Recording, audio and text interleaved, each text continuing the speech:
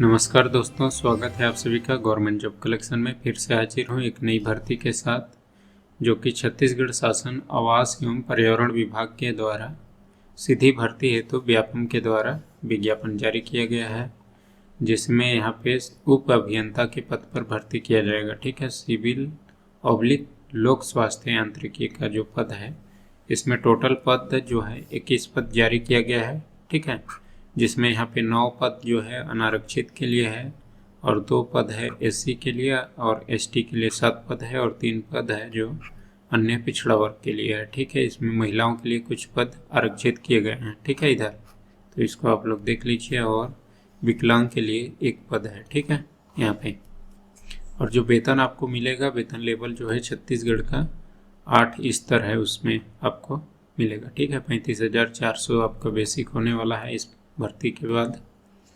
और जो है यहाँ पे नियम शर्तें को देख लेते हैं। ऑनलाइन आवेदन करने के पूर्व अभ्यर्थी नियमों का अवलोकन कर स्वयं सुनिश्चित कर लें कि उन्हें परीक्षा में सम्मिलित होने की पात्रता है अथवा नहीं।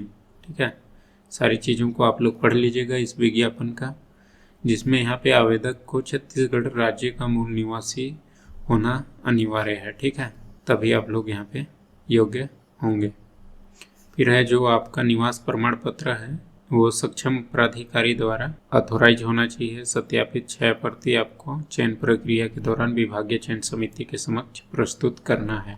ठीक है, और जो है विभिन्न प्रकार के पदों में स्थानीय निवास एवं शासन द्वारा समय समय पर छत्तीसगढ़ की भौगोलिक सीमा के अंदर न्यूनतम शैक्षणिक अर्हता के प्रावधान भी लागू होंगे। यहाँ पे दिव्यांगता के प्रकार के बारे में दिया है। एक पद जो जारी किया गया है उसके लिए इस कैटेगरी वाले जितने भी हैं वो लोग इसमें एलिजिबल हैं। ठीक है, और जो है पद का शैक्षणिक योग्यता क्या क्या मांगी गई है उसके बारे में यहाँ दिया है। आपका जो वेतन है 35,400 से 1,12,400 बेसिक होने वाला है। ठीक है, और टोटल 21 पद है। मान्यता प्राप्त संस्थान से सिविल इंजीनियरिंग में डिग्री या 3 साल का आपका डिप्लोमा होना चाहिए। ठीक है, विज्ञापित पदों पर अब चयनित अभ्यर्थियों की नियुक्ति जो है 3 वर्ष की परीक्षा अवधि पर रखा जाएगा। ठीक है, सिलेक्टेड कैंडिडेट का आचरण ठीक ठाक नहीं पाया जाएगा तो नियुक्तिकर्ता द्वारा आपकी परीक्षा अवधि के समय में आपको हटा भी। पद से रिलेटेड आरक्षण के बारे में यहाँ पे दिया हुआ है। उपरोक्त पदों पर चयन के लिए छत्तीसगढ़ लोक सेवा अनुसूचित जातियों, जनजातियों एवं अन्य पिछड़ा वर्गों के लिए आरक्षण अधिनियम इसके उपबंध पर उक्त अधिनियम के शासन के सामान्य प्रशासन विभाग द्वारा समय समय पर जारी निर्देश लागू होंगे। राज्य में सीधी भर्ती के लिए लागू महिला आरक्षण एवं भूतपूर्व सैनिकों के लिए आरक्षण संबंध में जारी किए गए नियम शर्तें लागू होंगे। अनुसूचित जाति जनजाति के विवाहित महिला अभ्यर्थियों को अपने नाम के साथ पिता के नाम जारी जाति प्रमाण पत्र प्रस्तुत करना अनिवार्य है एवं उसके बाद जाति प्रमाण पत्र पर प्रस्तुत नहीं किए जाने पर इसे अमान्य कर दिया जाएगा। ठीक है, अन्य पिछड़ा वर्ग को आरक्षण केवल गैर क्रीमी लेयर के आधार पर ही देय होगा। ठीक है, गैर क्रीमी लेयर का निर्धारण वार्षिक आय के आधार पर होता है। अतः अन्य पिछड़ा वर्ग के अभ्यर्थी को जाति प्रमाण पत्र के साथ गैर क्रीमी लेयर के अंतर्गत आने के प्रमाण पत्र हेतु ऐसा आय प्रमाण पत्र भी संलग्न करना होगा।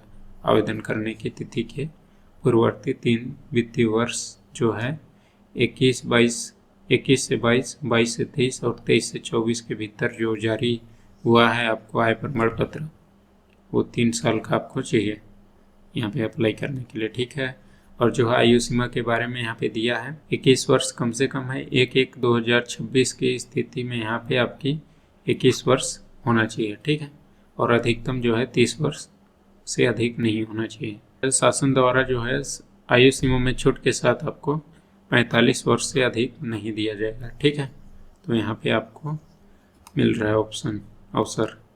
फिर है नियोक्ता द्वारा अनापत्ति प्रमाण पत्र। अगर आप कहीं पे कार्यरत हैं इस वक्त तो आपको अनापत्ति प्रमाण पत्र देना होगा। ठीक है, चयन प्रक्रिया को देख लेते हैं। यहाँ पे अभ्यर्थी का चयन निम्न अनुसार निर्धारित प्रक्रिया से होगा। यहाँ पे व्यापम द्वारा आयोजित परीक्षा में प्राप्त अंकों के आधार पर मेरिट सूची तैयार की जाएगी। व्यापम से प्राप्त मेरिट सूची के मेरिट क्रमानुसार विभागीय चयन समिति द्वारा अभ्यर्थियों के मूल अभिलेखों का परीक्षण एवं सत्यापन किया जाएगा। तत्पश्चात सक्षम स्वीकृति मिलने उपरांत पात्र अभ्यर्थियों की नियुक्ति की कार्यवाही की जाएगी। अभ्यर्थियों के द्वारा समान अंक अर्जित करने की स्थिति में अभ्यर्थियों की जन्म तिथि को वरीयता मानकर वहाँ पे चयन किया जाएगा। ठीक है। अभ्यर्थी द्वारा व्यापम अथवा प्राधिकरण को दी गई जानकारी यदि चयन प्रक्रिया के दौरान अथवा नियुक्ति के पश्चात असत्य होना पाया जाता है तो नियुक्ति की गई आपकी जो है नौकरी निरस्त कर दी जाएगी। ठीक है। चयन सूची जारी होने के दिनांक से 1 वर्ष की अवधि तक यहाँ पे विधिमान्य होगा, मतलब कि प्रतीक्षा सूची। तो आप लोग देखिएगा प्रतीक्षा सूची वाले। अब इसका जो है ऑनलाइन करने के बारे में देख लेते हैं। ऑनलाइन आवेदन करने का जो डेट है वो 26/11 से चालू हो जाएगा और जो है 23/12 शाम 5 बजे तक कर सकते हैं। त्रुटि सुधार 24 से 26 तक कर सकते हैं और परीक्षा का संभावित तिथि 8 फरवरी का होने वाला है 2026 में। ठीक है। परीक्षा का समय सेम है जो पहले होता है, हो रहा है अभी भी। और जो है प्रवेश पत्र 2/2/26 को जारी हो जाएगा और जो है परीक्षा का जो केंद्र होगा बिलासपुर और रायपुर में आयोजित की जाएगी। ठीक है। अभी इसका जो है सेंटर को भी बताने वाला हूँ। यहाँ पे है बिलासपुर में शासकीय राघवेंद्र राव स्नातकोत्तर विज्ञान महाविद्यालय है और रायपुर में शासकीय नागार्जुन पीजी महाविद्यालय है। ठीक है। अब इसमें जो है कि यहाँ पे एग्ज़ाम फीस भी लिया जाएगा इसमें। ठीक है। तो सामान्य वर्ग से 350, अन्य पिछड़ा वर्ग से 250 और ST SC और हैंडीकैप से 200 रुपये लिया जाएगा। ठीक है। अब इसका जो है सिलेबस को देख लेते हैं। सिलेबस में जनरल नॉलेज का 15 नंबर रहेगा इसमें। ठीक है। और कंप्यूटर का रहेगा 5 नंबर का क्वेश्चन, मैथमेटिक एंड रीजनिंग का 10 नंबर का रहेगा। ठीक है।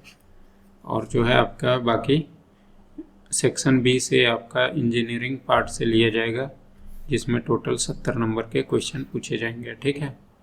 जिसमें सर्वेइंग का रहेगा, बिल्डिंग मटेरियल्स और soil mechanic, estimating and costing का रहेगा क्वेश्चन, PHE सर्विस का रहेगा, constructions management, structural engineering, design and steel structure, transportation engineering और वाटर रिसोर्स इंजीनियरिंग के क्वेश्चन रहेंगे।